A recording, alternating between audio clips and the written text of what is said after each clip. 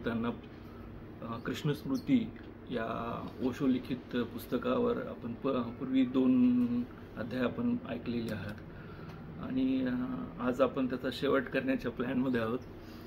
तर आपण आतापर्यंत ओशोंनी ज्या पद्धतीने कृष्णांना आपल्यासमोर सादर केले त्यामध्ये वास्तववादी कृष्ण कसा होता हे आपल्याला त्यांनी पदोपदी प्रत्येक क्षणामध्ये समजून सांगण्याचा प्रयत्न केला आहे. आता सगळ्यांना एक महत्त्वाचा प्रश्न या संदर्भात असतो की कृष्ण ही सगळी जी काही लीला आपल्यासमोर मांडतात तर ते कोणत्या योगाने किंवा कोणत्या पद्धतीने हे सगळं आपल्यासमोर मांडत आहेत. जसं कृष्ण अर्जुनाला सांगतात की आपल्याला कर्म करायचे तर ते कसं करायचं तर ते निष्कर्म कर्मयोगातून करायचे. ते असं करायचे की ते करत असताना आपली त्याच्याबद्दल कर्ता असण्याची भावना नाही राहिली पाहिजे कोणतेही कर्म करताना. आणि जेव्हा तू असं कर्म करशील की तुझ्यामध्ये कर्ता राहणार नाही तेव्हा तू त्या कर्माच्या फळापासून बाजूला राहशील आणि तू त्यामुळे आनंदी राहशील, त्याचा तुझ्यावर परिणाम होणार नाही. आता ही गोष्ट आपल्याला वाचायला तर खूप सोपी वाटते की निष्कर्म कर्मयोग, आपण कर्म तर करतोय आणि आपल्याकडनं कर्म होत नाही. पण आपल्या जीवनामध्ये असं घडतं का की आपण कर्म तर करतोय आणि आपल्यामध्ये कर्ता नाहीये? असं कोणासोबत घडलंय की आपल्यातला कर्ता शून्य कसा करायचा आहे? मग आपण काय करतो की आपण आपल्या पद्धतीने त्याचे वेगवेगळे विचार करतो.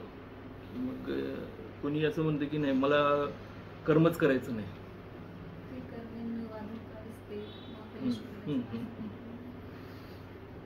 की म्हणजे फळाची आसक्ती न ठेवता कर्म करायचं. त्याचा अर्थ मराठीतला अर्थ आता कर्म तर करत आता तुम्ही गायन करता आहात किंवा तुम्ही काही वाचत आहात, तुम्ही काही ऐकत आहात आणि त्याचं काही फळ मिळणार नाही असं होणार आहे का? करतोय कशासाठी आपण? काहीतरी मिळवण्यासाठीच करतोय. पण फळ प्राप्तीसाठी सगळे जग हे फळ प्राप्तीसाठीच धावतंय आणि कृष्ण त्याला उलट सांगतायत फळाची तर प्राप्ती करायची नाहीये, कर्म तर करायचंय. मग हे अपेक्षा रहित कर्म कसं करायचंय?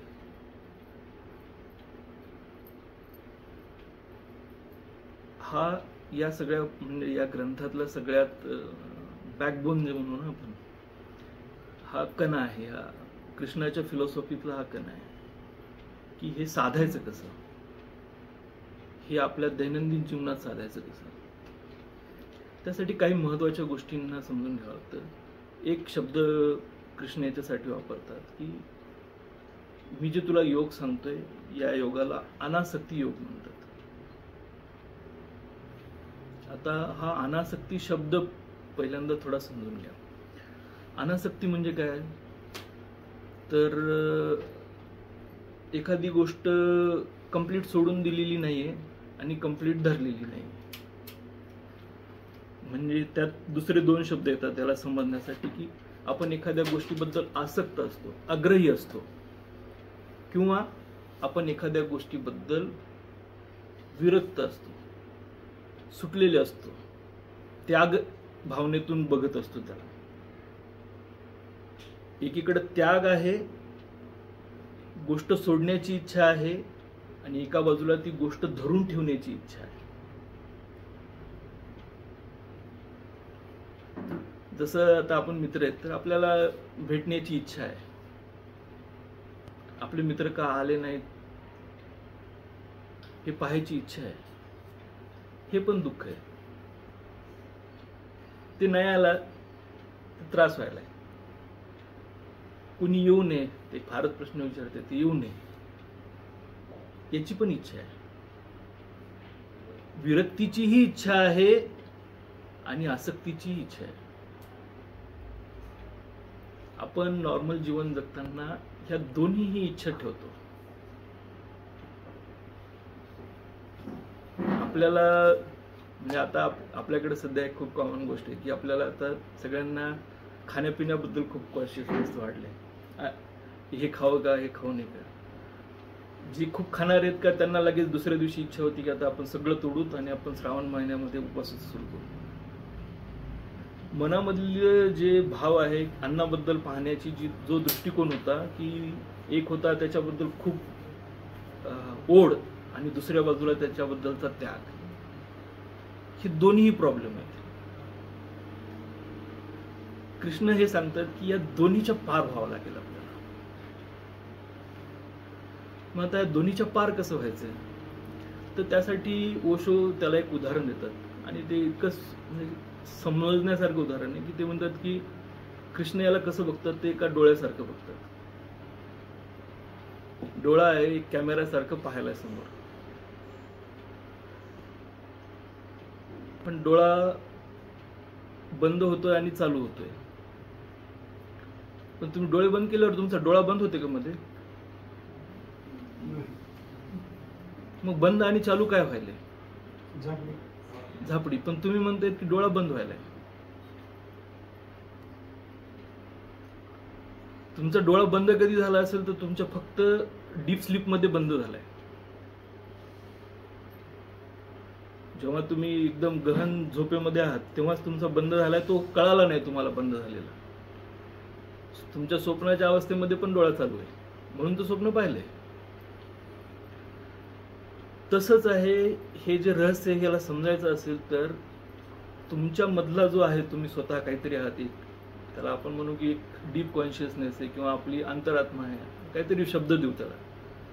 आणि हे परिधीमध्ये जग आहे बाजूला, सेंटरला तुम्ही आहात आणि परिधीमध्ये एक जग आहे.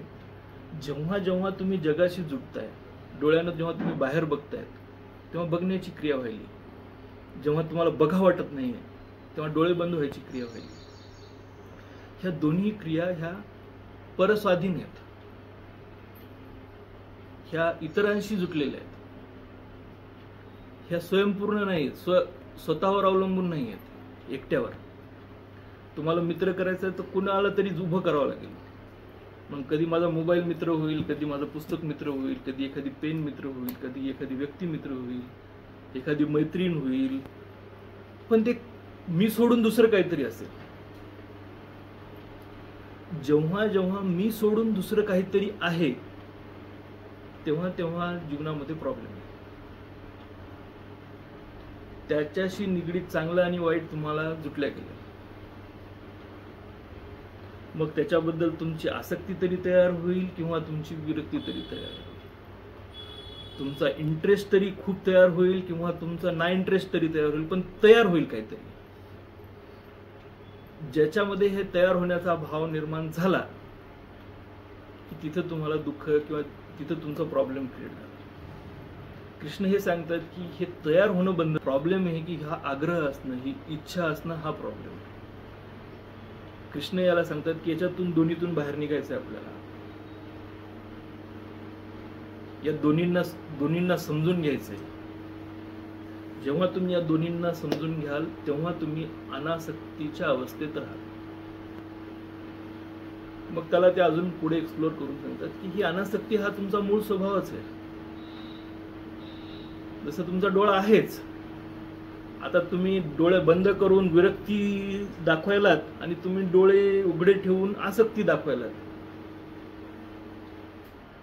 पण डोळामध्ये जिवंतच आहे. तुम्ही जन्मताच तुमच्या, त्यांनी कॉन्शियसनेसच्या 2-3 स्टेप सांगितल्यात की आपल्यामध्ये चैतन्य कसं निर्माण झालेलं आहे. तर एक चैतन्य आहे ते व्यक्तिगत आहे, जे की आपल्याला सगळ्यांना समजतं. एक चैतन्य आहे त्याच्या बियॉन्ड आहे, सांघिक आहे. आणि एक जे चैतन्य आहे ते युनिव्हर्सल आहे.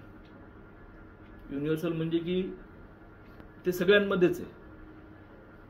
जेव्हा आपण एखाद्या संत पुरुषांना बघतो तर जसं आपल्याकडे वारकरी संप्रदायात आहे की म्हणजे त्यांना चराचरात ईश्वर दिसतो. आपण माऊलीच्या दर्शनाला गेलो तर सगळ्यांना आपण माऊली म्हणतो. आपण हे वरवर म्हणतो सेल्फ कॉन्शियसने, पण ज्यांना ते दिसलं होतं त्यांना असं दिसलं होतं की ती माऊली प्रत्येकातच आहे, जे त्या 3rd लेवल पर्यंत जाऊन पाहू शकले होते. मग त्यांना ती विठ्ठलात पण दिसली आणि ती सगळ्या भक्तांमध्ये पण दिसली आणि जे भक्त नव्हते त्यांच्यातही दिसली. म्हणजे ज्याला सगळ्या चरामध्ये दिसायला, प्रत्येक ठिकाणी ज्याला विठ्ठल दिसलाय, अशा लोकांनी तो माऊलीचा कन्सेप्ट सांगितला की त्यांनी पाय धरले, तुझ्यातच ईश्वर दिसलाय मला, तर मला पंढरपूरला यायची गरज नाही, असं ते बोलले. तर हे त्या लेवलचं जेव्हा कॉन्शियसनेस आहे, तिथलचा जो स्वभाव असेल माणसाचा, तो अनासक्त आहे. अनासक्त आहे म्हणजे त्याला इंटरेस्ट नाही, याच्यात पण इंटरेस्ट नाही, याच्यात इंटरेस्ट नाही, ते स्वतःच्या आनंदात आहे, कमी आहे. तर ते तुम्हाला कृष्णाच्या माध्यमातून समजायला मिळेल की हे निरहंकारिता कशी. जेव्हा जेव्हाही आपण स्वतःला सोडून, आपला मूळ स्वभाव हा अनासक्तीचा आहे, कशातच इंटरेस्ट न दाखवणारा आहे, स्वतःच्या परम आनंदात जगणारा आहे, तो दुसऱ्यांसोबत जोडला की व्यवहारात्मक दृष्टिकोन तयार होतो. मैत्री सुद्धा खूप खोलात गेलं तर एक व्यवहार आहे. आपल्याला बोलताना वाटणार नाही, पण मैत्री हा एक व्यवहार आहे. मी तुला वेळ दिला आणि तू मला माझ्या वेळेवर वेळ देत नाहीस, तर आपल्याला राग येतो. राग येतो कुणाला? राग हा तुमच्या अहंकाराला राग येतो. मी काय इन्व्हेस्ट केलं होतं आणि माझ्या पदरी काय पडलंय, याचाच राग आहे ना. म्हणून कृष्णाच्या सगळ्या फिलॉसॉफीमध्ये ते बाकीचे हे 5 विकार सोडण्याची भाषा नाही करत की तुम्ही काम सोडा, क्रोध सोडा, लोभ, मोह, मत्सर हे सोडा, हे नाही म्हणत. कृष्ण सांगतात की तुम्ही अहंकार सोडा. तुमचा अहमपणा, तुमचा कर्तेपणा हा सोडा. तुम्ही तो सोडला की तुम्ही या सगळ्यातून पार निघून जाता बाजूला, आणि तुम्ही निष्कर्म कर्मयोगाची साधना करू शकता. त्यासाठी त्यांनी काही टेक्निक त्यांच्या वेळात डेव्हलप केल्या होत्या, की ध्यानाची मेथड्स काढल्या होत्या. त्यांनी डायनामिक मेडिटेशनचा कन्सेप्ट काढला होता की आपल्यातले विकार निघून गेले पाहिजेत आणि आपण स्वतःला त्यातले 10 मिनिटे स्वतःला प्रश्न विचारायचे की मी कोण आहे, माझ्यातला मी काय आहे याला शोधा. तुम्ही स्वतःला प्रश्न विचारा की मी कोण आहे. तुम्ही अनंत वेळा जेव्हा स्वतःला प्रश्न विचाराल ना, तेव्हा तुम्हाला लक्षात येईल की मी जे काही तुम्हाला 15-20 आता ते इथं हा अनासक्ती योग शेवटच्या याच्यात पण साधतात स्वतःकडून. ओशो स्वतःकडनं हा अनासक्ती योग साधतात. तुम्ही आतापर्यंत जे काही माझं ऐकलंय हे तुम्ही घरी घेऊन जाऊ नका.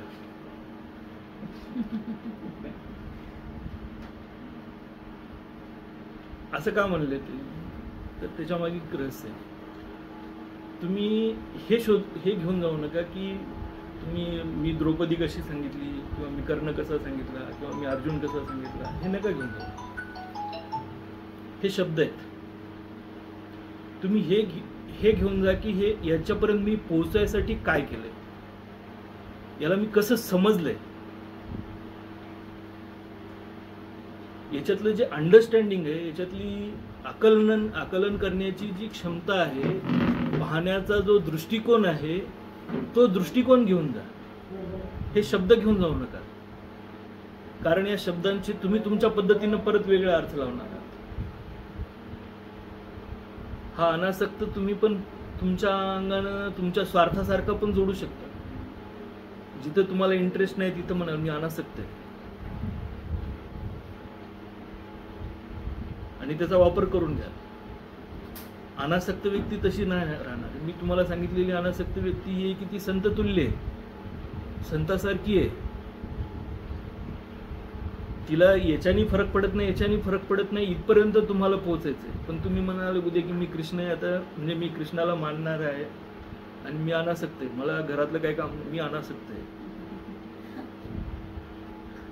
असं सांगून तुम्ही स्वतःवरच्या जिम्मेदाऱ्या पण बाजूला फेकून द्या.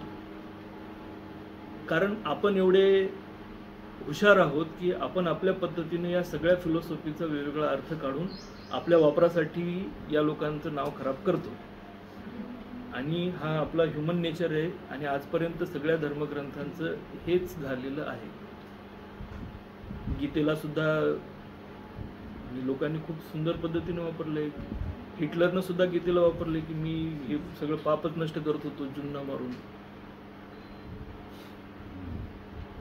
असे पण रेफरन्स दिलेले आहेत. जगामध्ये सर्वनाश करण्यासाठी पण यावं लागतं, अवतारित व्हावं लागतं असं म्हणणारे पण लोक आहेत. मग आता तिथं गीतेचा अर्थ तसा काढणारा व्यक्ती पण त्याला उपयोग करून घेऊ शकतो. पण जी व्यक्ती खरोखरच अनासक्त झाली आहे ती याच्या फंदात पडेल का? त्याच्यात एक 2 टर्म राहिल्यात माझ्या सांगायचे, तेवढ्या एक मला सांगू द्यात, थांबूया. की अनासक्तीमध्ये 2 गोष्टी घडतात. एक कर्ता होऊन आपल्यामध्ये न कर्तेपणाची भावना येते एक बाजू, आणि तुम्ही न करताही तुम्ही करते असता ही दुसरी बाजू. काय करता येईल हे आपापल्या परीने बघा, कारण प्रत्येकाचा मार्ग वेगवेगळा असतो. अध्यात्मामधले पण जेव्हा तुम्ही योग एखादा शिकायला जाता तर 108 प्रकारच्या साधना आहेत. योग शोधण्याचे 108 रस्ते आहेत. तर आपापल्या व्यक्तिमत्वानुसार आपल्याला कोणाला बुद्धाचा मार्ग सूट करेल तर कोणाला महावीराचा सूट करेल, कोणाला कृष्णाचा सूट करेल, कोणाला म्हणजे बरेच सारे मार्ग आहेत. त्यातला कोणताही मार्ग आपल्याला सूट करू शकतो. त्यामुळे आपापल्या पद्धतीनं आपण यातनं मार्ग शोधण्याची कला शिकावी, इथपर्यंतच या सगळ्या फिलॉसॉफीचं महत्त्व आहे. यातले शब्द घरी घेऊन आपण अशाला अशी वापरण्यापेक्षा यातलं जे रहस्य आहे ते आपण घरी घेऊन जाऊया. आणि आपण आज या पुस्तकाला संपूया. धन्यवाद.